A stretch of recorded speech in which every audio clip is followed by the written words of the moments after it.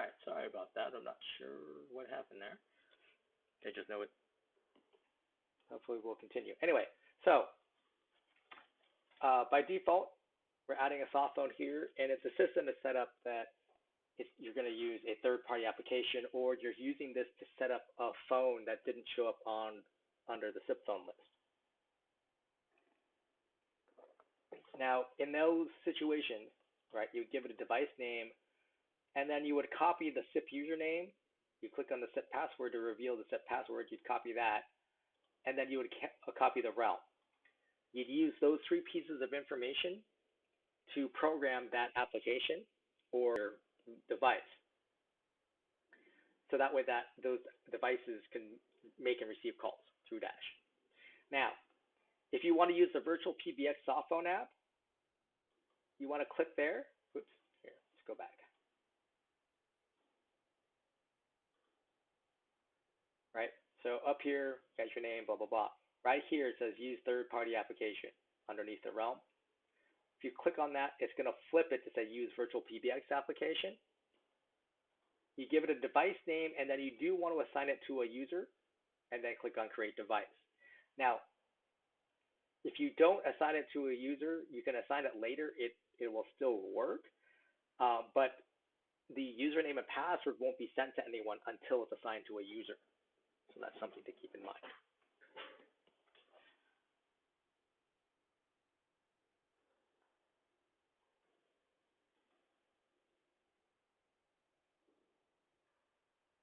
The web phone, you can add it here, but like the soft phone, you need to assign that to a user. So the web phone, you can access that at webphone.virtualpbx.net. It uses the same login information as the Dash login, though. So if you don't have it assigned to anyone, there's no way to log into it. And then you would click on Create Device. All right, greetings. This is the Greetings Manager, so you can see all the greetings you've added to the account. If you click on the little, you've got a download icon here, right? So you can download and listen to it. The service, source type, TTS, text-to-speech. Recording means you recorded it over the phone. Upload means you uploaded the file. And if you click on the little wrench icon, you can change the name or you can delete the greeting. Right? Oh, I don't need this anymore. Delete it.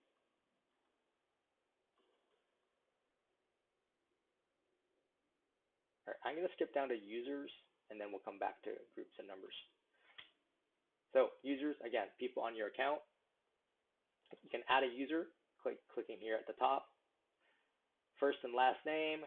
The email address used for login, that's unique to each user. And then you create a password for them, and then the extension number. Now, on this system, I started with extension 1000. So it's telling me the next one in line is 1029. I don't have to keep that. I can make it, 2310, because this is a new group of people. I'm company B, you guys are extension 2000 series, what have you. All right. By default, the system will automatically create a voicemail box that's intrinsically tied to that user. Then you got these other ones. Include in the user directory. Basically shows up in the smart directory. You can send emails to an alternate address, and this will supersede the login address. Right? So if you don't want them to go to the login address, you would use this. But this one here is probably the most important one, in my opinion, is send credentials to this user. Right? So by default, whatever email address you put in here, that's the address that we're going to send the credentials to, unless you use the alternate. But then you click on Create User, and you're done. Or if you need to add more people, create user and add another. The little gray person icon, that's your standard user. Whereas the people with the blue suit, these are admins. If you click on a name, you can change their name.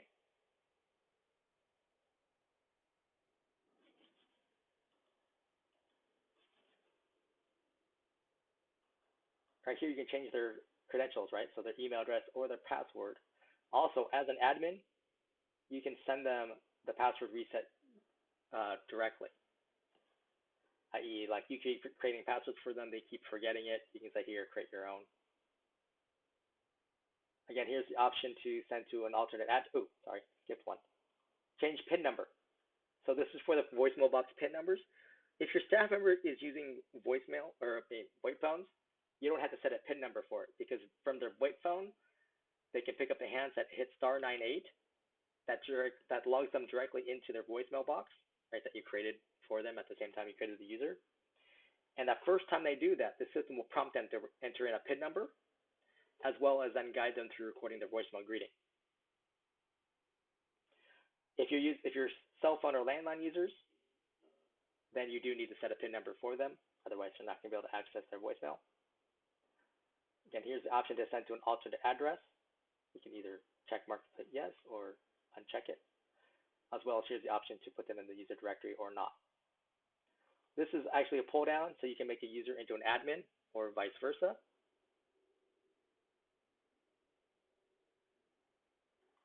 This is the time zone, so you can change the time zone for the user. You've got the language, English, French, German, or Russian. Ringing timeout, this is how much time the system tries to connect to the devices of the user. The default for a new user is 20 seconds. In this case, I'm up to 45. So 20 seconds is typically going to be plenty of time to ring to a landline or most of VoIP phones. However, if you're sending calls to a cell phone, that may not be enough time.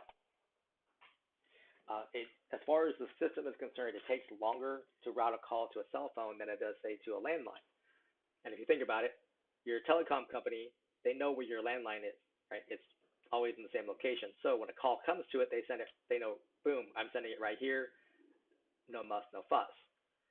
When the call comes into your cell phone carrier, right, that telecom company, they have to find you first every time. Like, oh, boom, boom. Oh, he's near this tower. Okay, so now we can send the call to that tower. That then goes to your cell phone. That little bit delay is what our system is detecting. And that's why you need to have a longer ring time for calls going to a cell phone than you would to a landline. You as an individual, you would never realize that because you're waiting for the phone to ring, and once it rings, you're like, oh, I answer the call. Up until then, you don't know that a call's coming.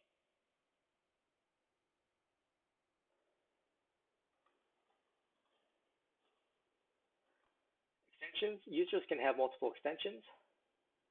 You click on this, you can click on add extensions. I guess the main use case that to me makes sense was like our head of our sales team. Whenever a salesperson leaves the company, he takes over their extension immediately. So that way any incoming calls that come in at that time, he will get, and then he can either reroute it to other staff members. But as importantly, any voicemails that come in or that are there, he can then get and make sure those potential customers are addressed, right? And that way we can make sure we don't lose a sale. Again, users can have their own phone numbers.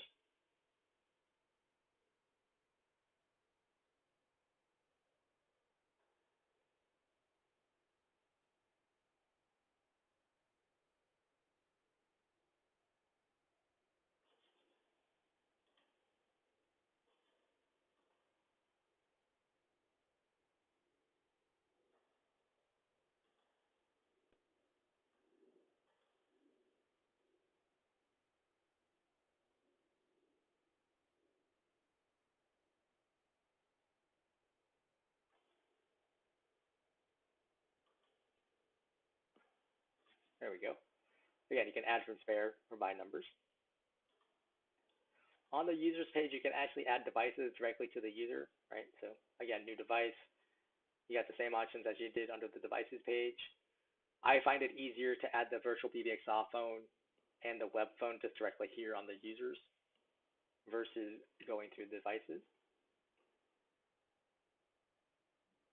And then we've got the user features. So the first one, caller ID number. This only works if a person has a phone number associated with them, like I do here. Then I click on Save Changes. So what happens is when this person makes an outbound call from their VoIP phone, the caller ID that shows up is their phone number.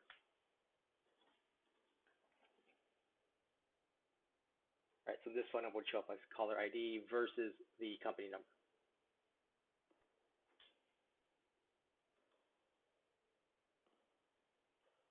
Call forwarding, you have off, on, and you also have failover mode. Failover mode is for VoIP phone users, right? But basically, when you turn it on, you're saying, hey, I'm not at my normal phone, so calls that come to me, please send to this other device. In this case, I'm saying a mobile phone, and then I put +1 area code and phone number. Now, call forwarding, your users can set up themselves. There's an option to do this through the user portal, and if they're VoIP phone users, they can actually do it from the phone itself. So that's something to keep in mind. Another thing that you might want to do is for your VoIP phone users is have it on failover mode. So basically, when the system detects that their VoIP phone is unregistered, and a call happens to come into that user at that time, right, the call will automatically go to their forwarded device. Now, the forwarded device should not be a device on the user, right? So this is like their backup device that they don't use on a day-to-day basis, like their personal cell phone, for example.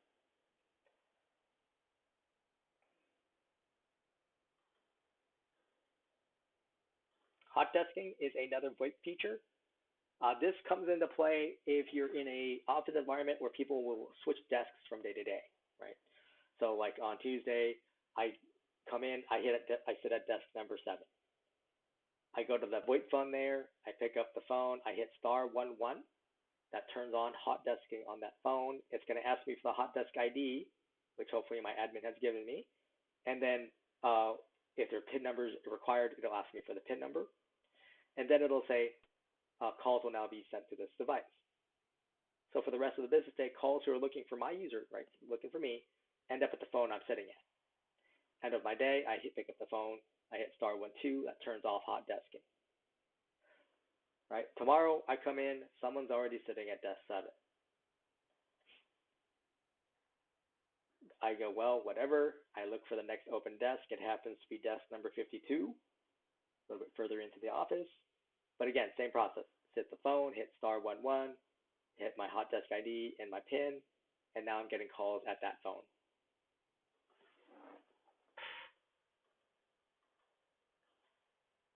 Voicemail, again, everyone has a voicemail box by default. Fax box, you can create a fax box for a user. You're typically going to want to use a phone number, right? So you can either select from spare or by number. You can assign a new extension. What this does, though, is it requires that person who's sending the fax in, they need to call your main number, then enter in that extension number, and then hit start fax on their fax machine. I'm old enough that that would be weird, right? For me, when I go to a fax machine, I enter the number, I hit send fax, I go get coffee. I come back a little bit later, did the fax go through? Yes, yay. If not, I resend it. That's why I normally say, hey, just use a phone number, it's easier. But then any faxes associated with that phone number will go directly to this user. Conference bridge, again, to enable this feature on a user, you first have to have a main conference phone number. By default, it's going to set their conference room number as the same as their extension, and then you set up a PIN number to enter in that conference room. This PIN number is for the participants to join into. In terms of the moderator PIN, the user can set that up via the user portal. Follow me, this is for users with multiple devices. So actually, hold on a minute. Let's add some devices back into this user.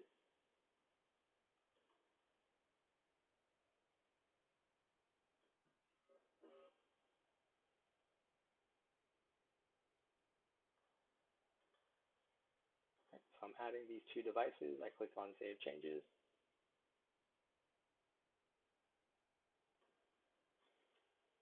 And now, go back up here and click on Follow Me. So you notice those 2 new devices currently aren't going to ring. So first you uncheck anything you want to use. Now, I want this test device, since that's a cell phone, I want that to be last in the order, and the total ring time right now is default to 120. I would then click on distribute, and so now I'm saying, hey, ring this is the VPX soft phone, now this is the web phone, and then my cell phone. Right, now these are sliders, so I can adjust the sliders how I see fit. So I could do something like this as well, where now all three of the devices are ringing the full time.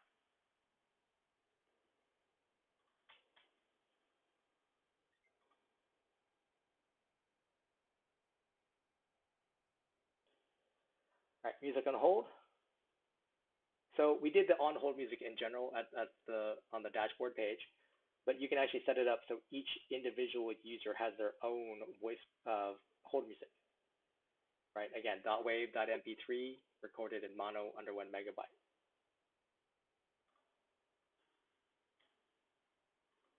Customize call recording.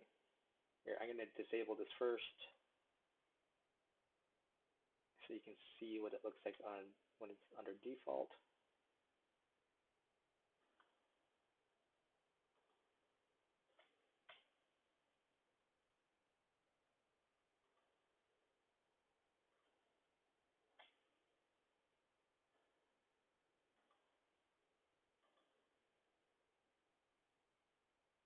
Right. So you enable it. If I click Save Changes at this point, I haven't actually changed anything because the account default is off. But you've got these 4 basic options. So inbound internal means coworker Bob called me. Right? Inbound external means customer Mary called me. Right? Outbound internal means I'm calling Bob. And then outbound external means I'm calling a customer back. So you turn on the ones that you actually want recorded. You can turn on all 4 if you want. You click on Save Changes.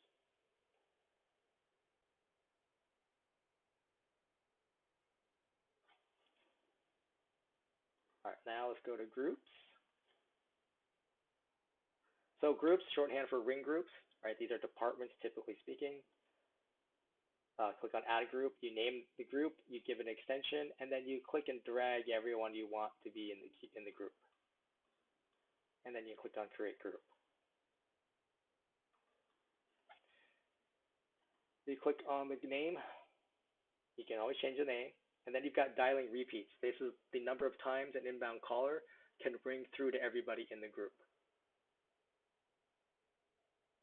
So in this case, 3 times. Also, you can delete a group if you're no longer using it. Click on the members box. This is how you control the order that people are getting rung, or in this case, I'm ringing everyone for the entire time. Right, here's that timer, and I can change this. I can change it to 60. I think 2 minutes is too long. Like under Follow Me, I can click Distribute. Right, so now I can ring people in order. If I don't like the order, again, I can click and drag people around and click Redistribute.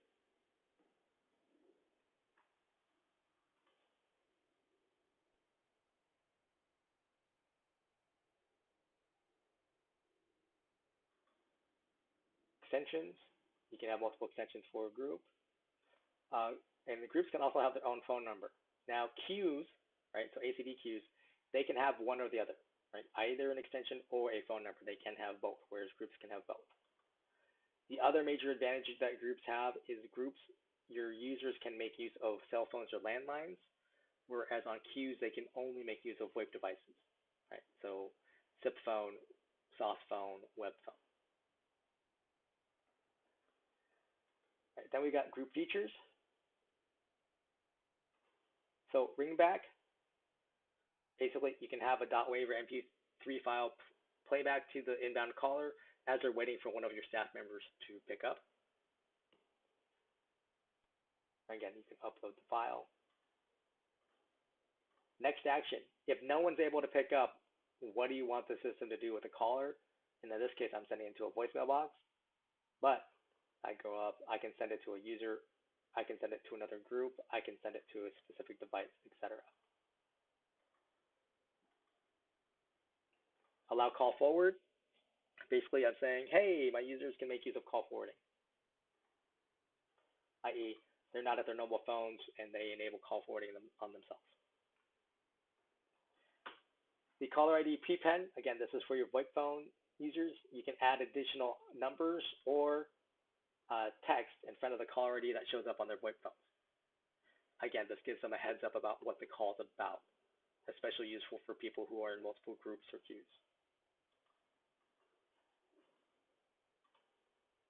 All right, numbers. Shows all the numbers on the account and where they're going. Spare numbers, again, extra numbers. Now, if you don't want a spare number any longer, you would just click on the little checkbox here, and now I've got the option to delete. So we can remove that number. And now that number is no longer on my account. So I could potentially save myself a little money per month.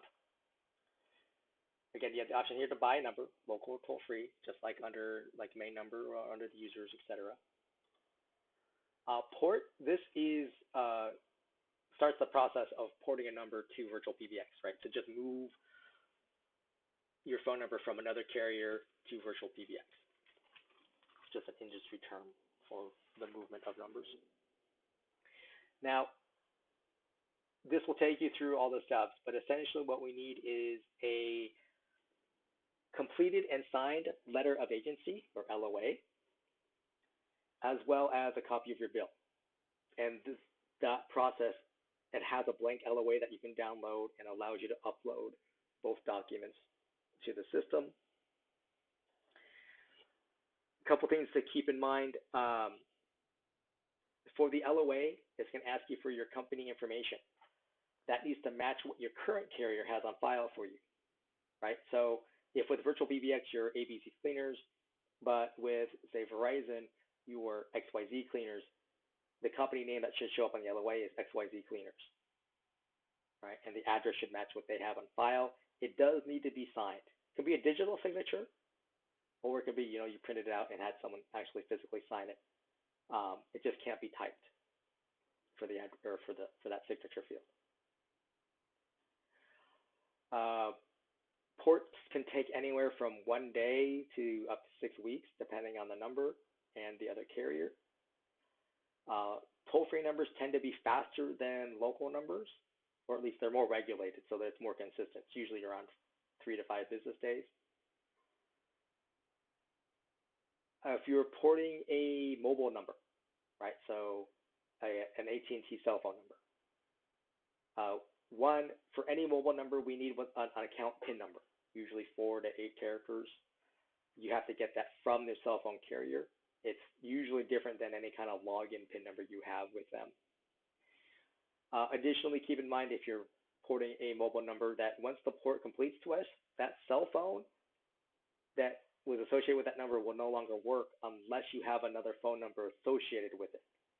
Right? Basically, you're moving that number from your cell phone to your Dash account. Well, now your cell phone doesn't have a phone number to ring to anymore.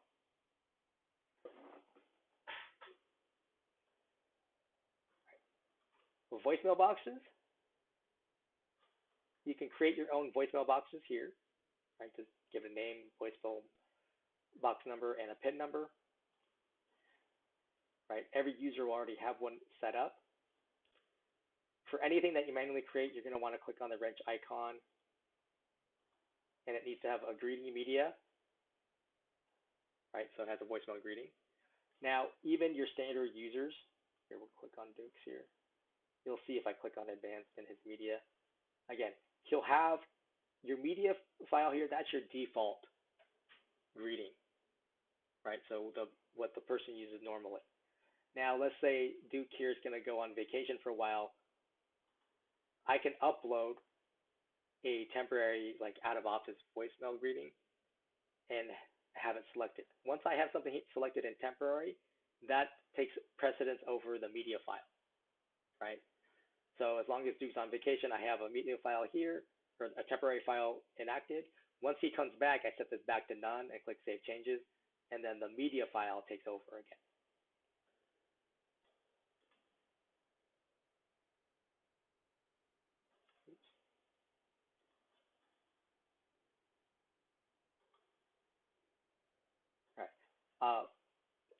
So after getting a a greeting file for your manually created voicemail boxes, the next thing you would want to do is add recipients. So that way someone can get notification when a voicemail is left on this voicemail box. You can also add additional recipients to any voicemail box, right? So for Duke, I could add additional people to get voicemails to his voicemail box. And then lastly, you've got options. Now, once you have a media file set up and recipients, I would say just click on already set up. And then some things that may change it are down here. Now,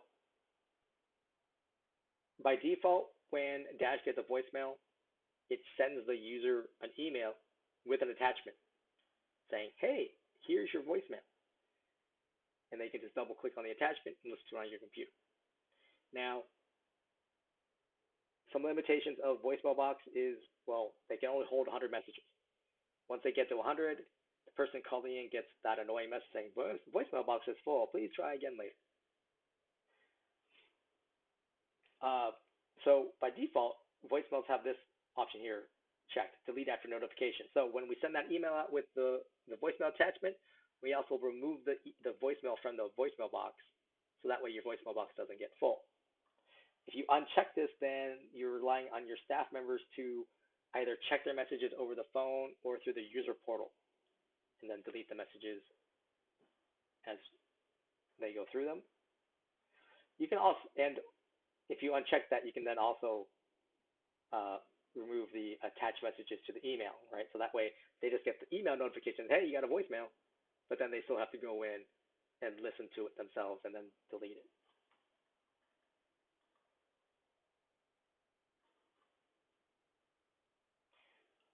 Advanced routing.